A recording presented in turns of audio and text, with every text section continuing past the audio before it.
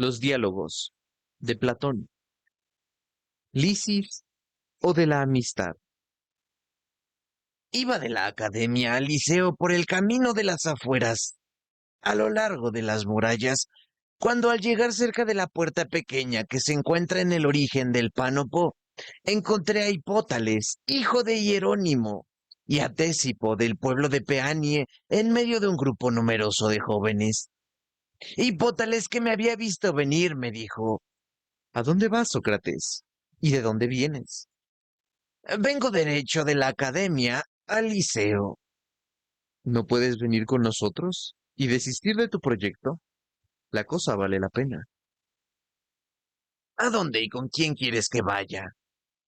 Aquí, dijo, designándome frente a la muralla un recinto cuya puerta estaba abierta.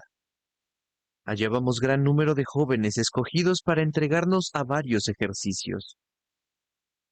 ¿Pero qué recinto es ese y de qué ejercicios me hablas? Es una palestra, me respondió, en un edificio recién construido, donde nos ejercitamos la mayor parte del tiempo, pronunciando discursos en los que tendríamos placer que tomaras parte. Muy bien, pero ¿quién es el maestro? Es uno de tus amigos y de tus partidarios. Es Micos. Por Zeus, no es un necio, es un hábil sofista. ¿Y bien? ¿Quieres seguirme y ver la gente que está allí dentro? Sí, pero quisiera saber lo que allí tengo que hacer y cuál es el joven más hermoso de los que allí se encuentran. Cada uno de nosotros, Sócrates, tiene su gusto. Pero tú, Hipótales, dime, ¿cuál es tu inclinación? Entonces él se ruborizó. Hipótales, hijo de Hierónimo, le dije, no tengo necesidad de que me digas si amas o no amas. Me consta no solo que tú amas, sino también que has llevado muy adelante tus amores. Es cierto que en todas las demás cosas soy un hombre inútil y nulo, pero el Dios me ha hecho gracia de un don particular, que es el de conocer a primer golpe de vista el que ama y el que es amado. Al oír estas palabras se ruborizó mucho más. Vaya, cosa singular, Hipótales, dijo Tésipo. Te ruborizas delante de Sócrates y tienes reparo en descubrir el nombre que quieres saber, cuando por poco tiempo que permanezca cerca de ti, se fastidiará hasta la saciedad de oírtelo repetir. Sí, Sócrates, nos tiene llenos y hasta ensordecidos con el nombre de Lisis. Y sobre todo, cuando se excede algo en la bebida, se nos figura al despertar al día siguiente estar oyendo el nombre de Lisis. Y todavía es disimulable cuando solo lo hace en prosa en la conversación, pero no se limita a esto, sino que nos inunda con sus piezas en verso. Y lo intolerable es el oírlo cantar en loor de su querido con una voz admirable. Sin embargo, nos precisa a escucharle. Y ahora viene ruborizándose al oír tus preguntas. Es Elisis, le dije. Es muy joven a mi entender, supongo. Esto porque al nombrarlo tú, no he podido recordarlo. En efecto, solo se le conoce con el nombre de su padre, que todos saben quién es, pero debes conocerlo de vista, porque para esto basta haberlo visto una vez. Dime, ¿de quién es hijo? Es el hijo mayor de Demócrates, del pueblo de Exonea. Tus amores, Hipótales, son nobles y te honran en todo concepto. Pero explícate ahora cómo lo hacías delante de tus camaradas, porque quiero saber si conoces el lenguaje que conviene tener sobre amores delante de la persona que se ama, ya estando solos o ya estando delante de otras personas. Sócrates, ¿crees todo lo que te ha referido Tésipo? ¿Quieres decir que no amas al que has citado? No, dijo, pero no he hecho versos ni he escrito nada sobre mis amores. Ha perdido el buen sentido, dijo Tésipo. Divaga y está fuera de sí. Hipótales, no tengo deseos de oír tus cánticos ni tus versos si realmente los has compuesto para ese joven, pero sí querría saber el sentido en que están para asegurarme de tus disposiciones con respecto a la persona amada. Tesipo te lo dirá mejor, porque debes saberlos perfectamente, puesto que dice tener aturdidos ya los oídos con la historia de mis amores. ¡Ah, sí, por los dioses! Lo sé perfectamente y es cosa sumamente graciosa. Hipótales es el amante más atento y más preocupado del mundo, y, sin embargo, nada dice de sus amores que otro joven no pueda decir tan bien como él. Esto es muy singular. Él nos canta y nos repite todo lo que se repite y se canta en la ciudad sobre Demócrates y sobre Lisis, abuelo suyo, y sobre todos sus antepasados, sus riquezas, sus corceles, sus victorias sin número en Delfos, en el Istmo, Nemea, en la carrera de caballos y otras historias más viejas aún. Últimamente, Sócrates nos contó una pieza sobre la hospitalidad que Heracles había merecido a uno de los abuelos de Lisis, pariente del mismo Heracles y que había nacido de Zeus y de la hija de el que fundó el barrio de Exonea. Leyendas referidas por todas las viejas que él rebusca, canta y nos obliga a que se las escuchemos. Hipótales, dije yo entonces. Vaya cosa singular. ¿Compones y cantas tu propio elogio antes de haber vencido? Pero Sócrates, no es para mí lo que compongo y lo que canto. Por lo menos tú no lo crees. ¿Qué quiere decir eso, Sócrates? Es que si eres dichoso con tales amores, tus versos y tus cantos redundarán en honor tuyo, es decir, en alabanza del amante que haya tenido la fortuna de conseguir tan grande victoria.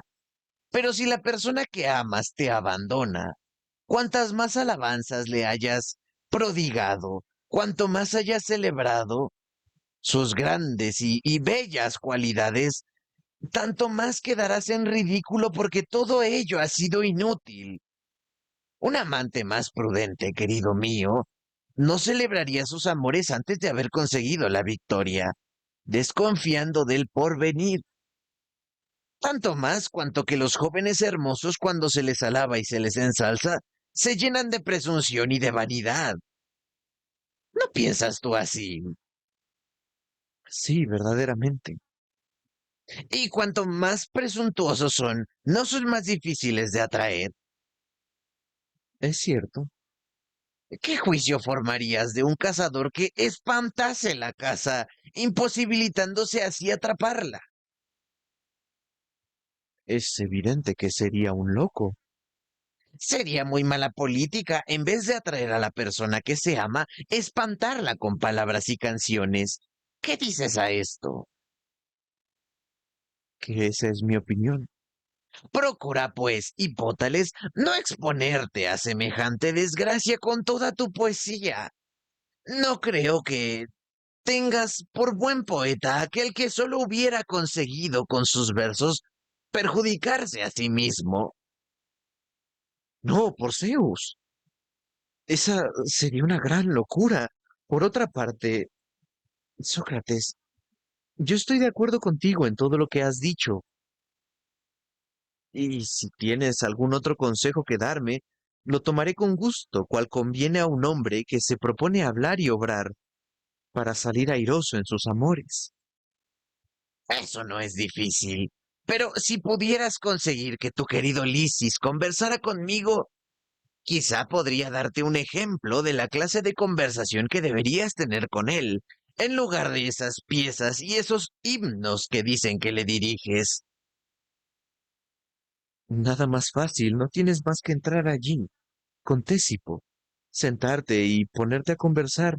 Y como se celebra hoy la fiesta de Hermes y los jóvenes y los adultos se reúnen todos en ese sitio, no dejará Lisis de acercarse a ti. Si no, Lisis está muy ligado con Tésipo por medio de su primo, Menéxenes, que es su compañero favorito. Y si de suyo no lo hace, Menéxenes lo llamará. Entendido, dije yo. Y en el acto entré en la palestra con Tésipo, entrando todos los demás detrás de nosotros. Cuando llegamos la función había terminado y encontramos allí a los jóvenes que habían asistido al sacrificio, todos con trajes de fiesta y jugando con huesecillos. Los más estaban entregados a sus juegos en el atrio exterior. Unos jugaban a pares y nones en un rincón del cuarto del vestuario con gran número de huesecillos que sacaban de unos cestos, y otros, manteniéndose en pie alrededor de ellos, hacían el papel de espectadores. Entre los primeros estaba Lisis, de pie, en medio de jóvenes de todas las edades, con su corona en la cabeza, y dejaba ver en su semblante la belleza asociada a cierto aire de virtud. Nosotros fuimos a colocarnos frente a aquel punto donde había algunos asientos, y nos pusimos a hablar unos con otros. Lisis, volviendo la cabeza, dirigía muchas veces sus miradas hacia nosotros, y era evidente que deseaba aproximarse, pero por timidez no se atrevía a hacerlo. Solo cuando Menéxenes entró, retozando desde el atrio al local donde nosotros estábamos, y viéndome a Tésipo y a mí, se aproximó para sentarse con nosotros. Lisis, conociendo su intención, lo siguió y se colocó a su lado. Y los demás concurrieron igualmente, Hipótales advirtiendo entonces que el grupo en torno nuestro engrosaba. Así que él vino a su vez a ocultarse detrás de los otros, puesto de pie y colocado de manera que no pudiese ser visto por Lisis, por temor a serle inoportuno. En esta actitud escuchó nuestra conversación. Me dirigí a Menéxenes y le dije, hijo de Demofón, ¿cuál de ustedes dos es de más edad? No estamos de acuerdo en este punto. Disputan también acerca de cuál es el más noble. Sí, ciertamente.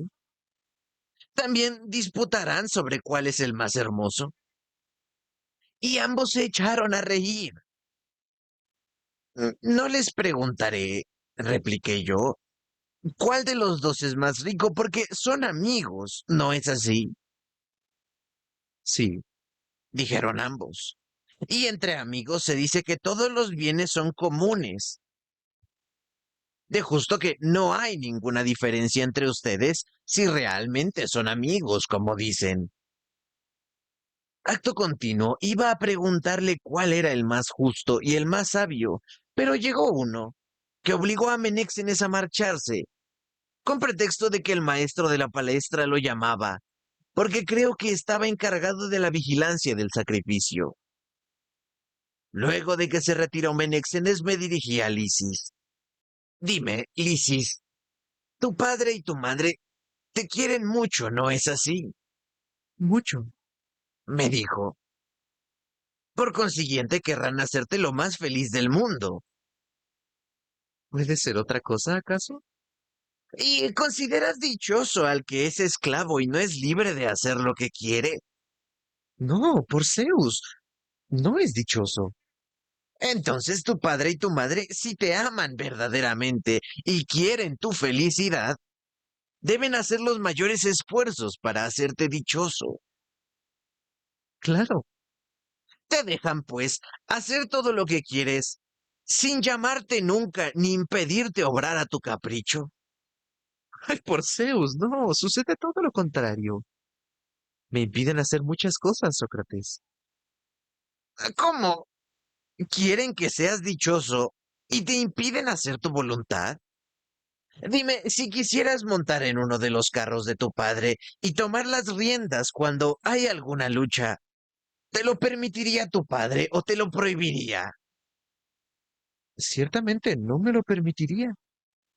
¿Y a quién lo encomienda? Hay un conductor que recibe por esto un salario de mi padre. ¿Qué dices? Permite a un mercenario mejor que a ti hacer lo que quiere de los caballos y además le da un salario. ¿Por qué no? Pero se te permite conducir la yunta de mulas y castigarlas con el látigo cuando te acomoda. ¿Cómo quieres que me permita eso? Entonces nadie puede castigarlas. Sí, verdaderamente. El mulatero puede hacerlo. ¿Es libre o esclavo? Esclavo.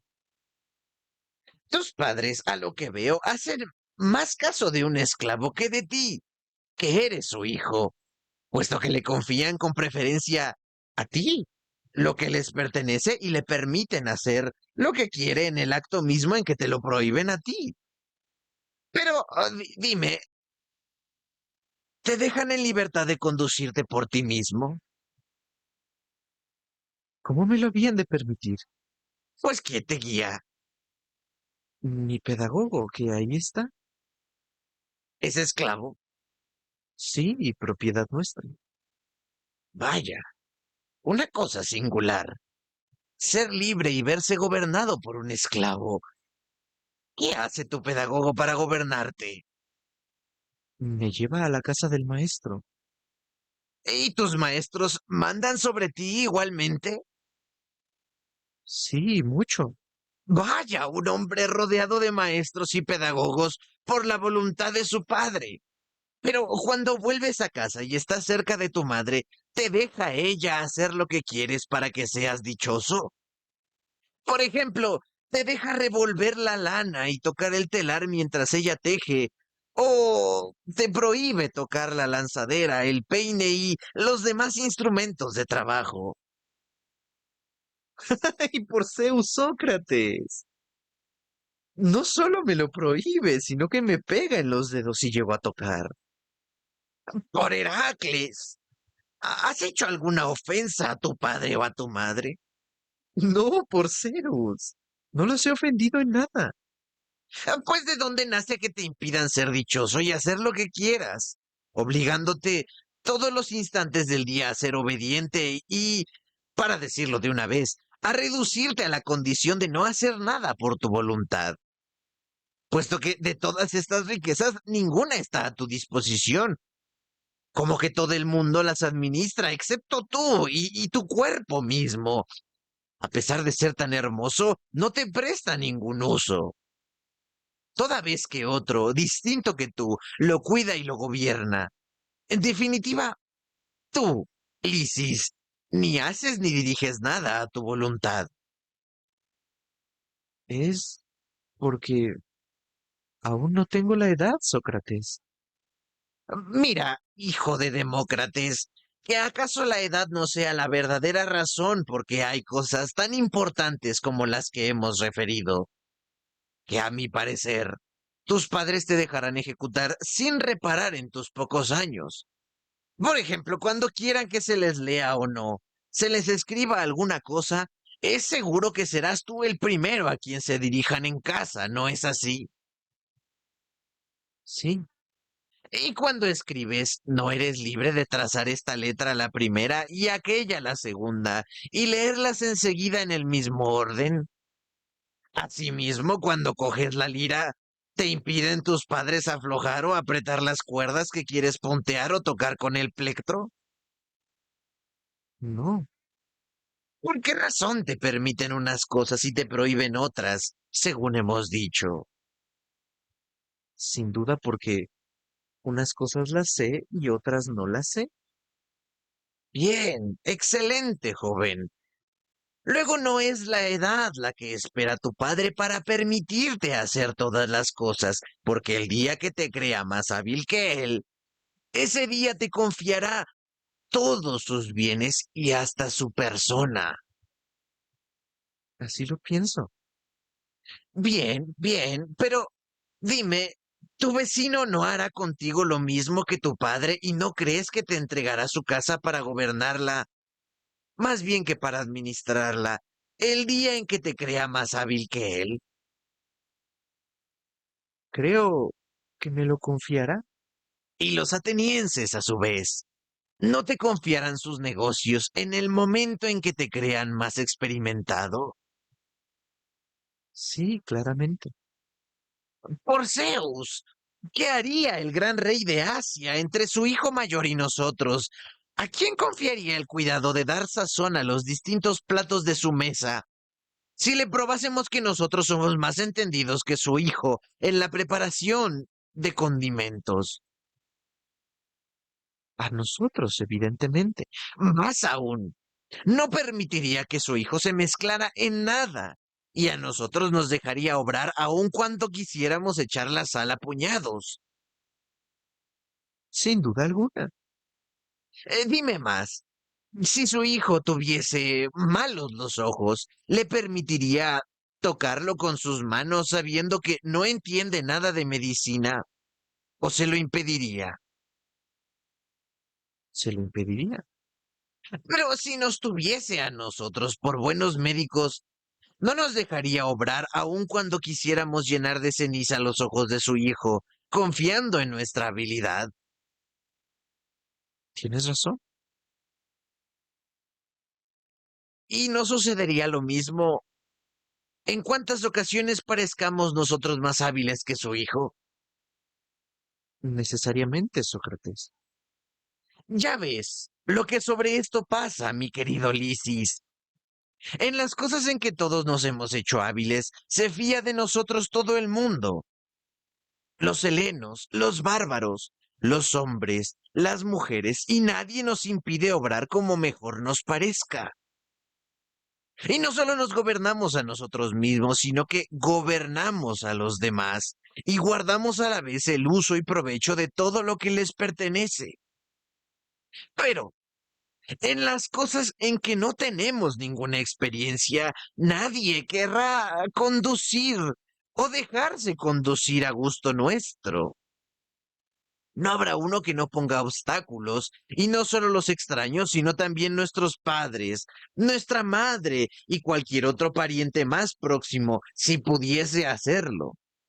Seremos esclavos de los demás, y nuestros propios bienes no serán nuestros, puesto que no nos serán de ninguna utilidad. ¿Me concedes todo esto? Sí, Amaremos y seremos amados con relación a las cosas en que no podamos ser de alguna utilidad. no. Así es que tu padre no te amará respecto a las cosas en que no le seas útil. Y lo mismo sucederá con todos los hombres, los unos respecto de los otros. Yo lo creo así. Si te haces hábil, querido mío, todo el mundo te amará, todo el mundo se unirá a ti por cariño, porque serás un hombre útil y bueno. Si no, no tendrás un amigo. Ni tu padre, ni tu madre, ni tus parientes, ni ningún hombre te amarán. Y dime, ¿es posible ser orgulloso cuando no se sabe nada, Lisis? Eso no puede ser. Y si tienes necesidad de un maestro, es prueba de que no sabes mucho. Así es. Por consiguiente, tú no eres orgulloso, puesto que no eres un sabio. No, por Zeus. No creo serlo. En este momento me dirigí una mirada a Hipótales, y poco faltó para darle cara, porque vino a mi mente la idea de decirle: He aquí, Hipótales, como conviene hablar a la persona que se ama. He aquí cómo es bueno enseñarle modestia y humildad en vez de corromperle, como tú haces con tus adulaciones. Pero viéndole muy inquieto y muy turbado por nuestra conversación, recordé que se había puesto detrás de los demás para ocultarse de Lisis. Contuve, pues, mi lengua y guardé mis reflexiones. Menéxenes volvió y tomó asiento junto a Lisis. Entonces este, con su gracia infantil, sin darse cuenta Menéxenes, me dijo por lo bajo: Sócrates, repite ahora, delante de Menéxenes, todo lo que acabas de decirme. Tú mismo se lo dirás, Lisis, porque me has prestado mucha atención. Mucha, en efecto.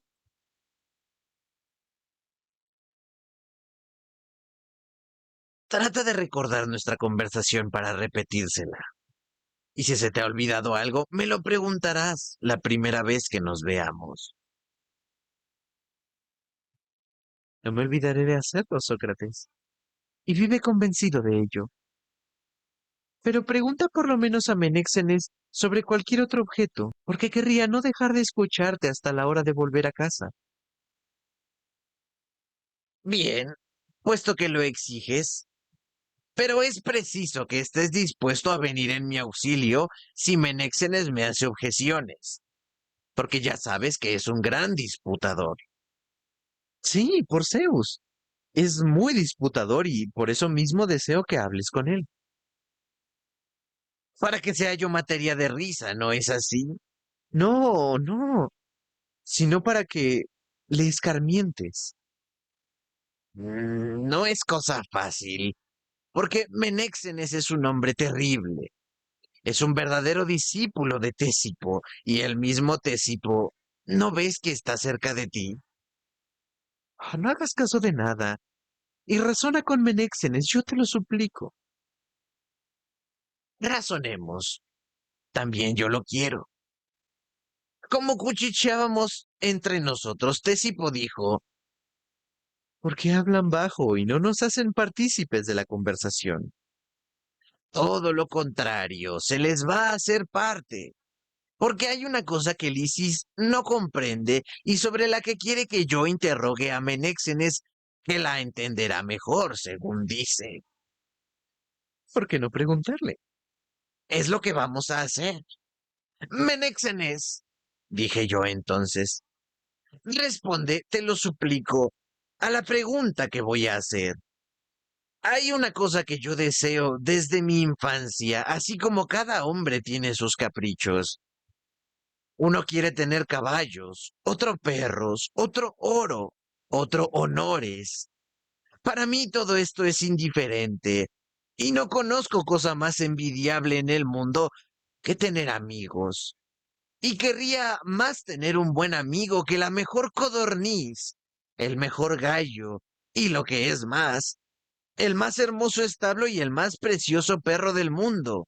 Sí, yo preferiría un amigo a todo el oro de Darío y a Darío mismo.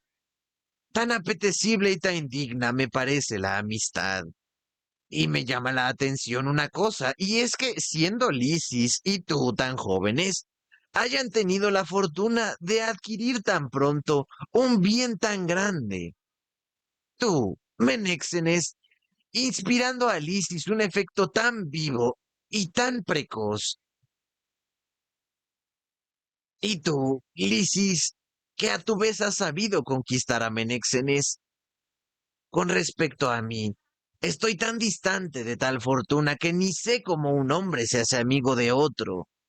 Aquí tienes la razón porque te lo pregunto, y te lo pregunto a ti que tienes que saberlo.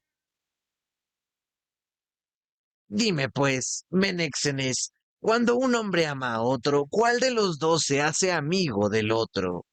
¿El que ama se hace amigo de la persona amada o la persona amada se hace amigo del que ama o no hay entre ellos ninguna diferencia? Ninguna a mis ojos. ¿Qué quieres decir con eso? Ambos son amigos cuando solo el uno de ellos ama al otro. Sí, a mi parecer. Pero no puede suceder que el hombre que ama a otro no sea correspondido. Verdaderamente, sí. Y asimismo, que sea aborrecido como se cuenta de aquellos amantes que se creen aborrecidos por las personas que aman.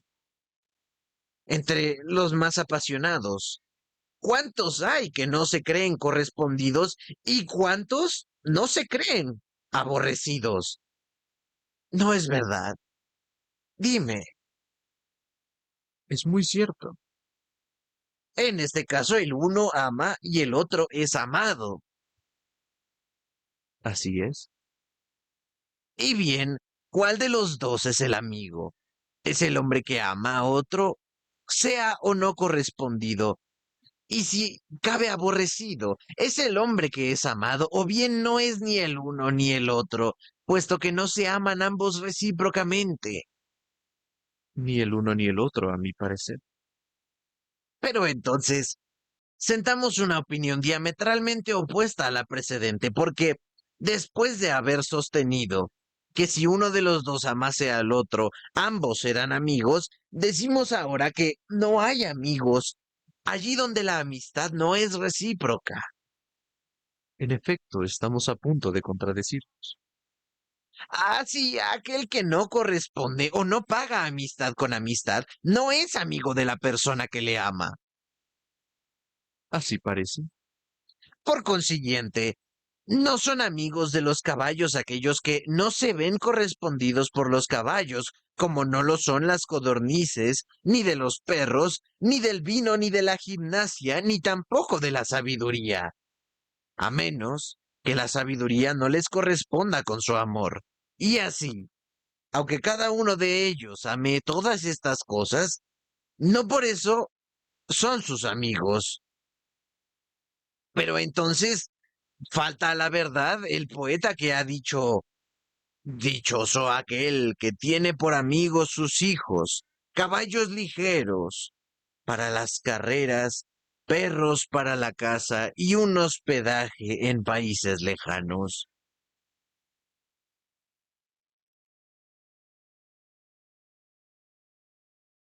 No me parece que se equivoque. Es decir, que tú tienes por verdadero lo que dice. Sí, En este caso, Menéxenes, el que es amado es el amigo del que le ama, sea que le corresponda o sea que le aborrezca, como los niños que no advierten ningún género de afección y, si cabe, aborrecen a sus padres cuando se les corrige. En ningún momento están más que dispuestos en contra de estos, que cuando les manifiestan estos mismos mayor cariño. esa es también mi opinión. Luego, el amigo no es aquel que ama, sino el que es amado. Así parece. Porque por este principio, ¿es enemigo aquel que aborrece y no aquel que es aborrecido? Así parece.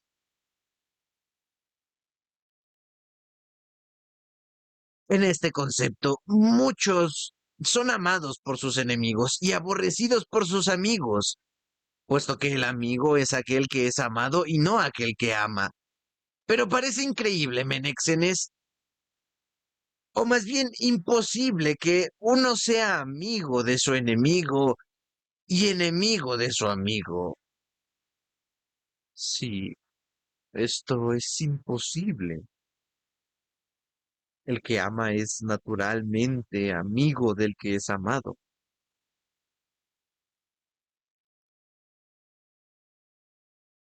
Eso es cierto, Sócrates. Si esto es imposible, el que ama es naturalmente amigo del que es amado, Así parece. y el que aborrece es enemigo del que es aborrecido. Necesariamente. Henos aquí otra vez con la opinión que nos manifestamos antes, que muchos son amigos de los que no son sus amigos, y muchas veces de sus enemigos, cuando aman a quien no los ama o los aborrece. Además, muchas veces somos enemigos de gente que no son enemigos nuestros y que quizás son nuestros amigos, como cuando aborrecemos a quien no nos aborrece y quizá nos ama. Eso es probable. Si el amigo no es el que ama, ni lo es el que es amado, ni tampoco el hombre que a la vez ama y es amado, ¿qué es lo que debemos deducir de aquí? ¿Existen entre los hombres otras relaciones de las que pueda deducirse la amistad? Yo, Sócrates, no veo ninguna. Quizá, Menéxenes, al comenzar nuestra indagación tomamos mal camino, Así es, Sócrates. exclamó Lisis, ruborizándose al pronunciar estas palabras, que me parecieron se le escaparon a efecto de la mucha atención que prestaba a lo que estábamos diciendo. y se advertía claramente en su semblante. Queriendo pues dar alguna tregua a Menéxenes, encantado, como manifestaba Lisis, emprendí con éste la conversación. Lisis, le dije, creo que tienes razón y que si hubiéramos dirigido mejor nuestra indagación, no nos habríamos extraviado como ha sucedido. Dejemos pues este camino, porque para mí una indagación se parece a una especie de camino. Vale más volver al que los poetas nos han abierto, porque estos hasta cierto punto son nuestros padres y nuestros guías en cuanto a sabiduría. Quizá no han hablado a la ligera cuando han dicho con motivo de la amistad que son los dioses mismos los que hacen los amigos y que atraen los unos a los otros.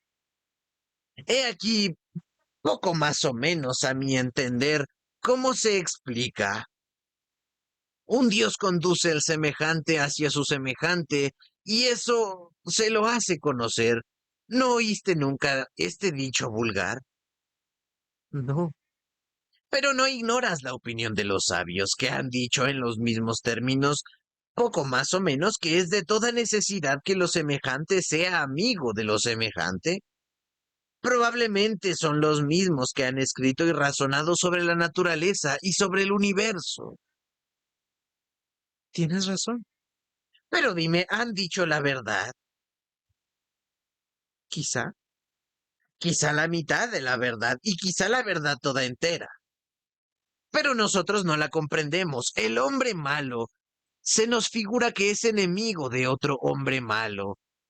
Y es tanto más malo cuando más se traten y se aproximen, porque encuentran más facilidad de causarse daño.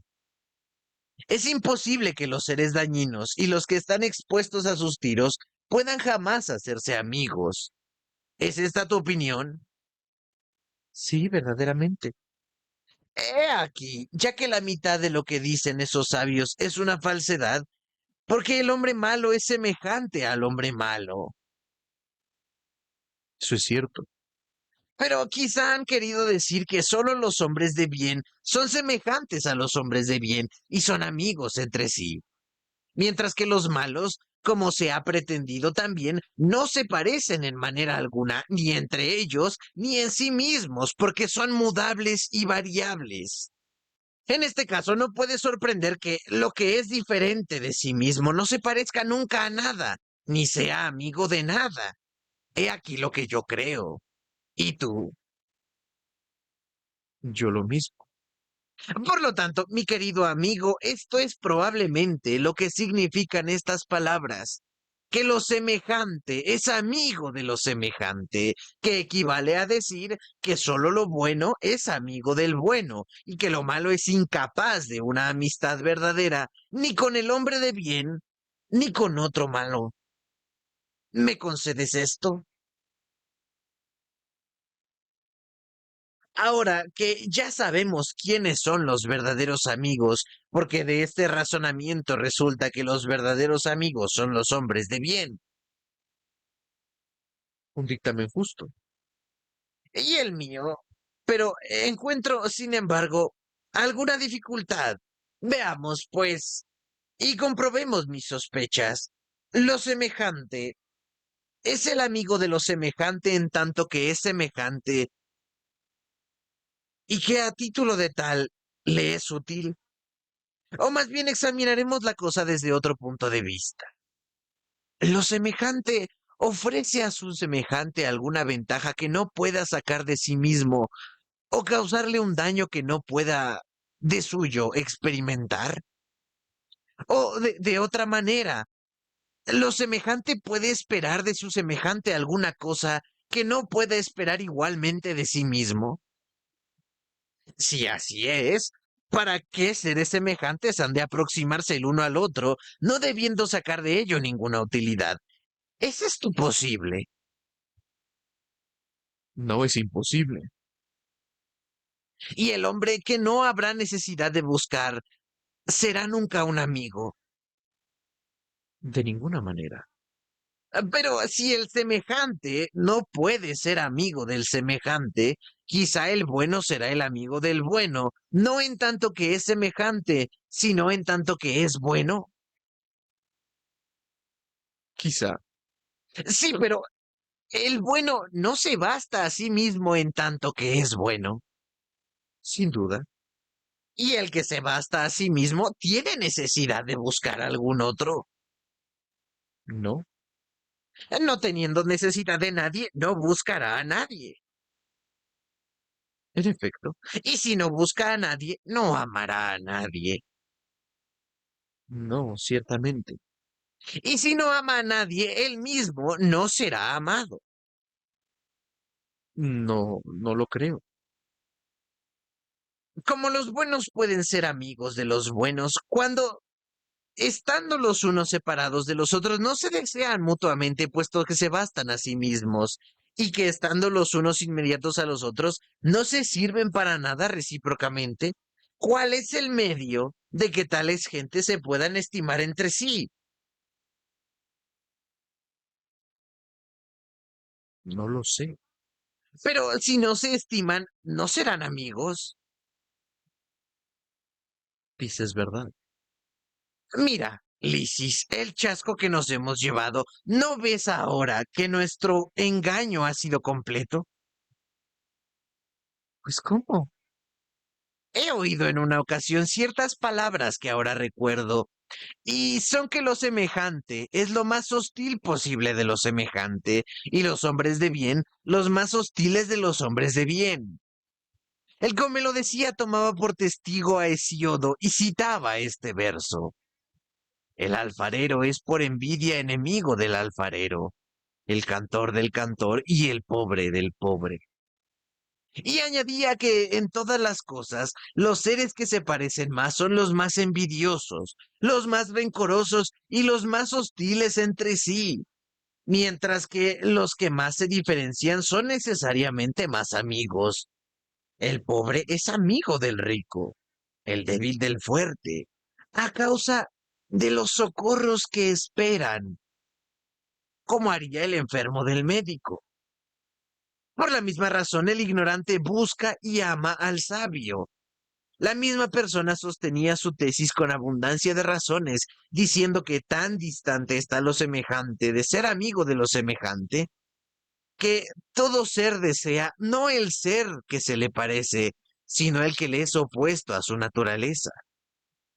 Así lo seco es amigo de lo húmedo, lo frío de lo caliente, lo amargo de lo dulce, lo agudo de lo obtuso, lo vacío de lo lleno de lo vacío y así de todo lo demás. Porque lo contrario ofrece un alimento a su contrario, mientras que lo semejante puede aprovechar. ¿Qué puede aprovechar de lo semejante? Nada. Y esto es lo que sostenían con mucha soltura y en lenguaje agradable. ¿Qué juicio forman ustedes dos? Para mí la tesis tiene cierto aire de exactitud. ¿Diremos absolutamente que lo contrario es amigo de lo contrario? Sí, También yo lo digo, Menéxenes, pero ¿no tienes esta opinión por muy singular y no ves levantarse en nuestra contra sobre la marcha a estos adversarios ardorosos y hábiles que van a preguntarnos si la amistad es lo contrario posible al aborrecimiento? ¿Qué les responderemos? ¿No nos veremos forzados a confesar que tienen razón?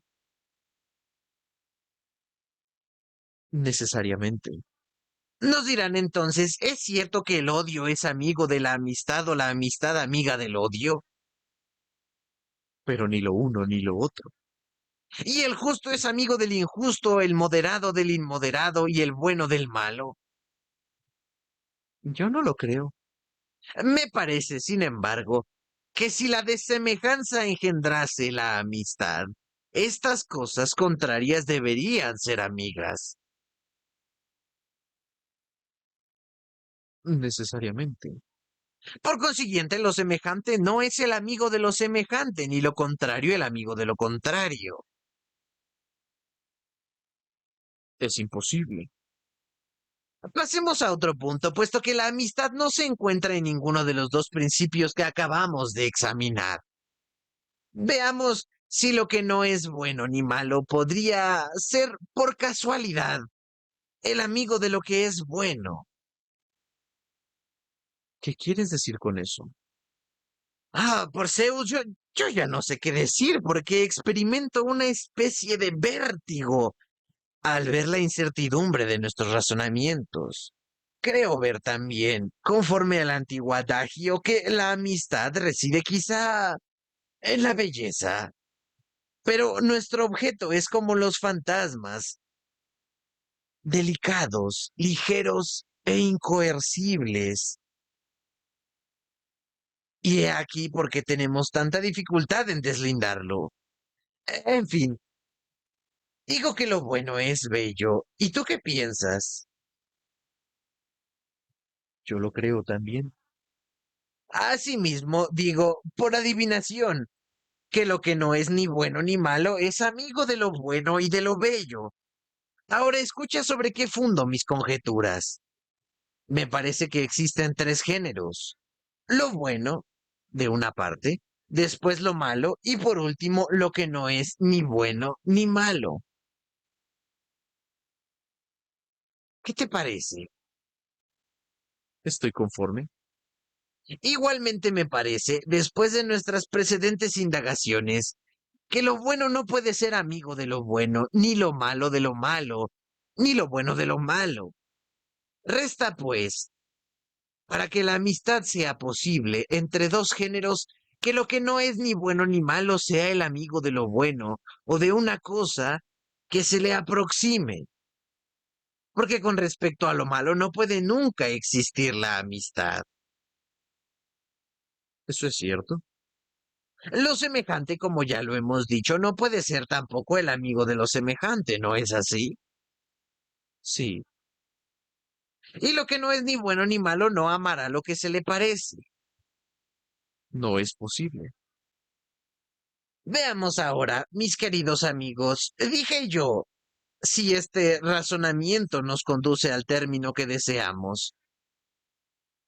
Fijémonos, por ejemplo, en el cuerpo. Cuando está sano, no tiene ninguna necesidad de medicina porque se basta a sí mismo. Y el hombre sano jamás amará al médico sino en razón de su salud, ¿no es así? Jamás. Yo creo que es el enfermo el que ama al médico a causa de la enfermedad. Sin duda. Pero la enfermedad es un mal, mientras que la medicina es un bien, uno muy útil. Sí, En cuanto al cuerpo, como cuerpo no es ni malo ni bueno. no, Y a causa de la enfermedad, el cuerpo está obligado a buscar amar la medicina. evidentemente.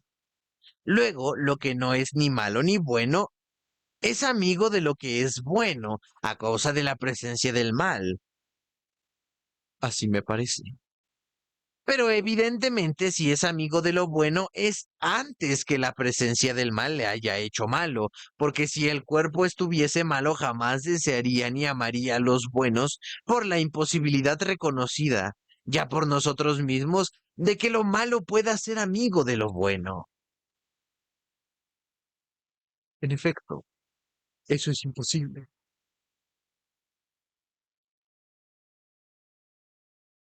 Fijen ahora bien la atención de lo que voy a decir. Digo que ciertas cosas son las mismas que lo que se encuentran en ellas y otras cosas no. Por ejemplo, si se quiere teñir de oeste o de aquel color un objeto cualquiera, digo que el color se encontrará en el objeto. Ciertamente. Pero en este caso el objeto colorado será del mismo en cuanto al color de lo que es en sí mismo. No, no te entiendo. Veamos. Otra explicación. Si se tiñen de albayal de los cabellos, naturalmente rubios, ¿serían blancos en realidad o en apariencia? En apariencia, Sin embargo, la blancura se encontraría en los cabellos. Sí, Y no por esto serían blancos, de suerte que en este caso, a pesar de la blancura que se encuentra en ellos, tus cabellos no son ni blancos ni negros. eso es cierto. Pero, amigo mío, cuando la vejez los haya hecho tomar este mismo color, ¿no será de hecho semejante a los que se encontrará en ellos? Es decir, verdaderamente blancos por la presencia de la blancura. No puede ser de otra manera. He aquí, ahora la cuestión que le propongo. Cuando una cosa se encuentra con otra, ¿se hace la misma que esta obra? Sucede esto cuando se le une de una cierta manera y no cuando se le une de una manera diferente. Esto ya lo entiendo mejor. Así pues, lo que no es ni bueno ni malo puede no hacerse malo por la presencia del mal, como puede hacerse. Sí, ciertamente. Por consiguiente, cuando a pesar de la presencia del mal, lo que no es malo ni bueno no se hace malo, es porque la presencia misma del mal le hace desear el bien. Pero si se ha hecho malo, la presencia del mal igualmente le separa a la vez del deseo y del amor del bien, puesto que en este caso ya no es el ser que no es ni bueno ni malo, sino que es un ser malo incapaz de amar el bien. En efecto, Conforme a esto, podríamos decir que los que son ya sabios, sean dioses u hombres, no pueden amar la sabiduría, así como no pueden amar a los que a fuerza de ignorar el bien se han hecho malos, porque ni los ignorantes ni los malos aman la sabiduría. Restan aquellos que, no estando absolutamente exentos ni de mal, ni de ignorancia, no están, sin embargo, pervertidos hasta el punto de no tener conciencia de su estado, y que son capaces de dar razón de lo que no saben. Estos, que no son ni buenos ni malos, aman la sabiduría, mientras que los que son del todo buenos o del todo malos no pueden amarla. En efecto, hemos demostrado antes que lo contrario no es amigo de lo contrario, ni lo semejante de lo semejante. ¿Lo recuerdan? perfectamente. Creo que ahora, Lisis y Menéxenes, hemos descubierto más claro que nunca lo que es el amigo y lo que no lo es. Diremos, pues, que con relación al alma, con relación al cuerpo, por todas partes, en fin, lo que no es ni bueno ni malo es el amigo de lo que es bueno a causa de la presencia del mal. Ambos lo confesaron y convinieron en que así era absolutamente. Yo mismo me consideré dichoso y me di por satisfecho, como el cazador que asegura su presa. Mas después, yo no sé cómo, concebí una terrible sospecha de que no habíamos descubierto la verdad. Y como de repente, y turbado, les dije, Lisis y Menéxenes, gran riesgo corremos de que lo dicho no sea más que un precioso sueño. ¿Por qué? Me preguntó Menéxenes. Me temo que nos hemos llevado chasco en nuestros discursos sobre la amistad, como le sucede a los charlatanes. ¿Cómo? Lo vamos a ver bien pronto. El que ama, ama alguna cosa o no. Necesariamente alguna cosa. La ama por nada y en vista de nada, o la ama por algo y en vista de alguna cosa. Por alguna cosa seguramente y en vista de alguna cosa. Y esta cosa en vista de que él la ama, o bien no es amiga ni enemiga suya. No puedo seguirte. Tienes razón. Quizá comprenderás más fácilmente de otra manera, y yo mismo sabré también mejor lo que quiero decir. El enfermo Como ya dijimos antes, es amigo del médico, ¿no es así? Sí, Si ama al médico es a causa de la enfermedad y en vista de la salud. así es. Pero la enfermedad es un mal. ¿Cómo no? ¿Y la salud es un bien o mal? ¿No es ni lo uno ni lo otro? Un bien. Ya hemos dicho, me parece, que el cuerpo no es ni bueno ni malo en sí. Ama la medicina a causa de la enfermedad, es decir, a causa de un mal, mientras que la medicina es un bien. Y además, se ama la medicina en vista de la salud y la salud es un bien, ¿no es así? Sí, ¿La salud es amiga o enemiga? amiga. ¿Y la enfermedad es enemiga? Así es, lo es. Luego, lo que en sí no es ni malo ni bueno, ama lo que le es bueno a causa de lo que es malo y en vista de lo que es bueno. Así me parece. El que ama, por consiguiente, ama lo que le es enemigo a causa de lo que le es enemigo. Así parece. Bien, pero ahora, queridos míos, tengamos cuidado de no dejarnos engañar. No insisto sobre este punto de que el amigo se ha hecho el amigo del amigo y lo semejante amigo de su semejante, por más que lo creyéramos imposible. Examinemos más bien si hay algún error en lo que acabamos de sentar. La medicina, hemos dicho, se la ama en vista de la salud. Así es, Luego se ama la salud.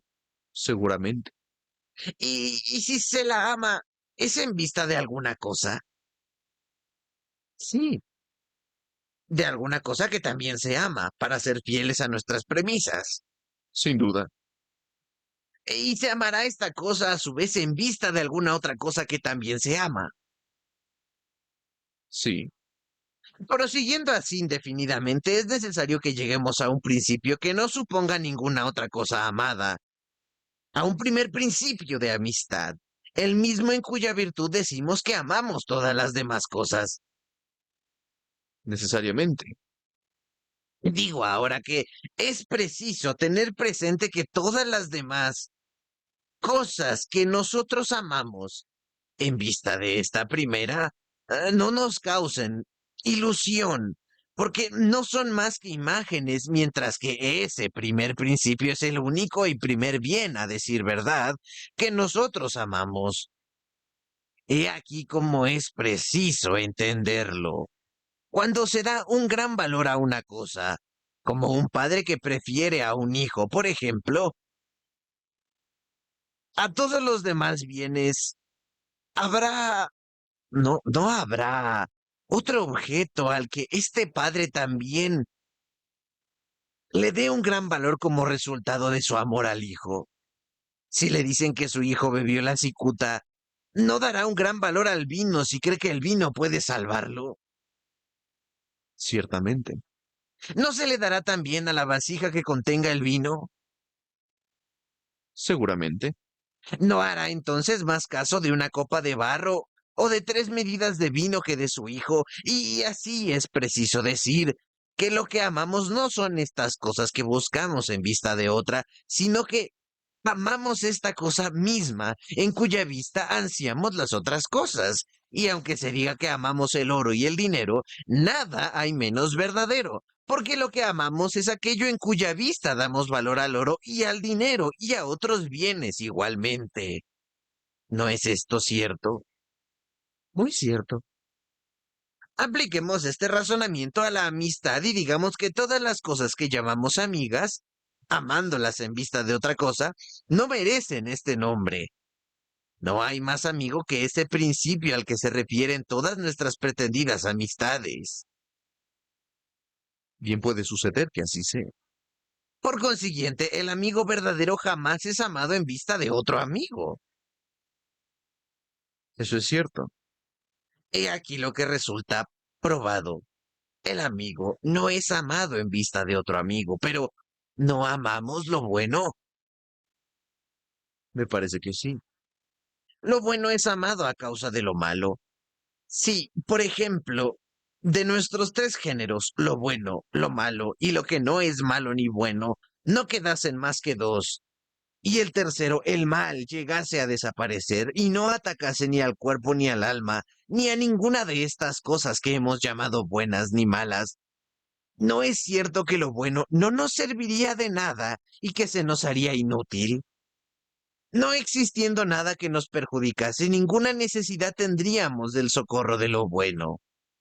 En este concepto sería del todo evidente que, a causa del mal únicamente, es como nosotros buscaríamos el bien, y que no le amaríamos sino como remedio del mal, siendo el mal nuestra enfermedad, porque cuando no existe el mal, no hay necesidad de remedios. Digo pues, que lo bueno es de tal naturaleza que nosotros, que estamos entre el bien y el mal, no podemos amarle sino a causa del mal, y que en sí mismo no es de ninguna utilidad. Me parece bien que sea así. Por lo tanto, este amigo al que se refieren todas nuestras pretendidas amistades, por las cosas que amamos en vista de otra, en nada se parece a estas otras cosas. A estas las llamaremos amigas en vista de otra cosa amiga, pero el amigo verdadero es de una naturaleza del todo opuesta. No existe un efecto, como ya dijimos, sino en relación a lo que es enemigo nuestro. Si este enemigo llegara a desaparecer, el amigo igualmente cesará de existir para nosotros.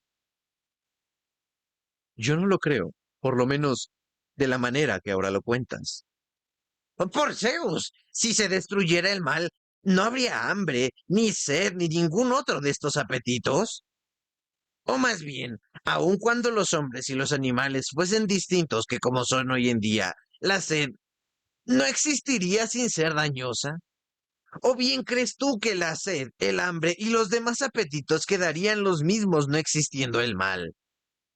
Quizá es ridículo hablar de lo que sucedería en semejante caso. Ni quién puede saberlo, pero lo seguro es que en el estado actual, la sed unas veces es un bien y otras un mal para el que la satisface, ¿no es así? En efecto, Luego el hombre que tiene sed o que satisface cualquier otro deseo, unas veces se encuentra bien, otras mal, y otras ni bien ni mal. sí, verdaderamente. Y si el mal desapareciese, dime, lo que no es naturalmente un mal debería desaparecer con él. No, Luego, los deseos que no son ni buenos ni malos subsistirían en ausencia del mal. así me parece. Pero el que desea y el que ama puede no amar el objeto de sus deseos y de su amor. Yo no lo creo. Habría, por lo tanto, amistades posibles, suponiendo que todos los males están destruidos. Sí, Si el mal diese origen a la amistad, una vez destruido el mal, la amistad no podría existir, porque cuando la causa es, porque cuando la causa cesa es imposible que el efecto subsista. exactamente. No estamos de acuerdo en que el que ama debe amar a causa de alguna cosa, y no hemos dado por sentado que lo que en sí no es ni bueno ni malo debe amar lo bueno a causa del mal. Sí, Con lo expuesto creo haber encontrado otra razón de amar y de ser amado. me parece bien. Pero en verdad el deseo será la causa de la amistad. El que desea ama el objeto de sus deseos por todo el tiempo que lo desea. En este caso, todo lo que hemos dicho sobre la amistad no es más que un discurso de fantasía, como si fuera un largo poema. Podría suceder que así fuera. En efecto, el que desea no desea aquello de lo que tiene necesidad. Sin duda. El que tiene necesidad ama aquello de lo que tiene necesidad. Sí, Y el que tiene necesidad no es porque le falta aquello que necesita. sí. Me parece por consiguiente que lo conveniente debe ser el objeto del amor, de la amistad y del deseo. ¿Qué dicen a esto Menéxenes y Lisis? Ambos convinieron en ello. Si los dos son amigos el uno del otro es porque existe entre ustedes una conveniencia natural. Sí, muy grande. Por lo tanto, mis queridos jóvenes, si alguno desea o ama a otro, jamás podría ni desearle, ni amarle, ni buscarle si no encontrase entre él y el objeto de su amor alguna conveniencia o afinidad de alma, de carácter o de exterioridad. Es cierto. Lysis guardó silencio. Amar lo que nos conviene naturalmente nos parece cosa necesaria. Sí. Y es también una necesidad el ser amado por aquel que verdadera y sinceramente se ama. Lisis y Menéxenes apenas hicieron signo de asentimiento, pero Hipótales, lleno de gozo, mudaba cada instante de color.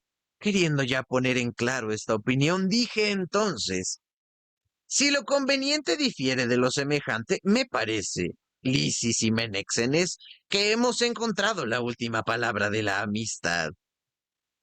Pero si lo conveniente y lo semejante resultan ser una misma cosa, no será fácil sustraernos a la objeción propuesta ya, de que lo semejante es inútil a lo semejante a causa de su misma identidad.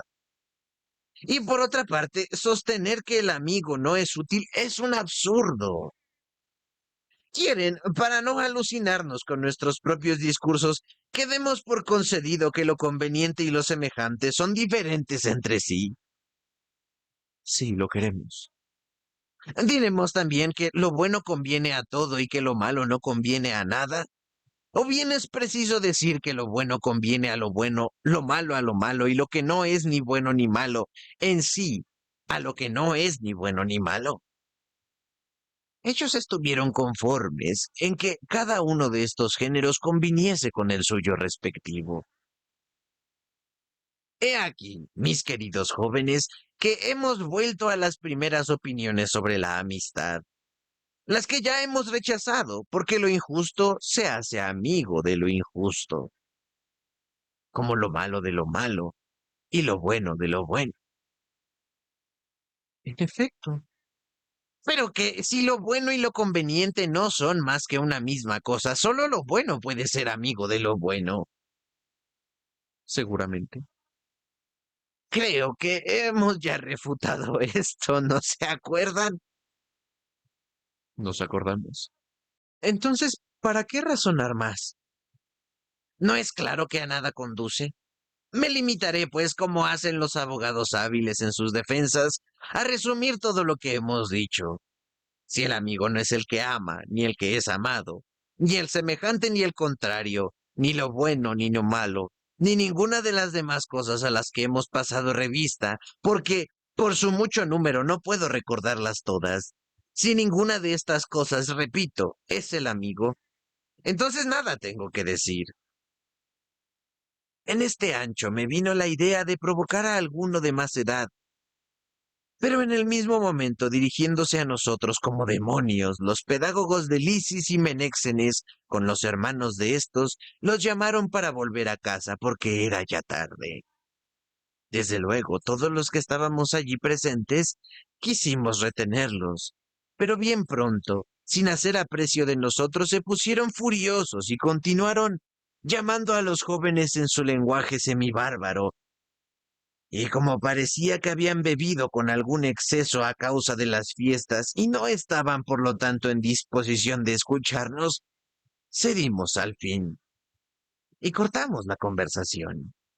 Cuando se marchaban dije a Lisis y Menéxenes que nos habíamos puesto quizá en ridículo ellos y yo, viejo como ya soy, porque los que presenciaron la conversación irán diciendo que pensábamos ser amigos y yo soy el suyo, y no hemos podido descubrir qué es el amigo.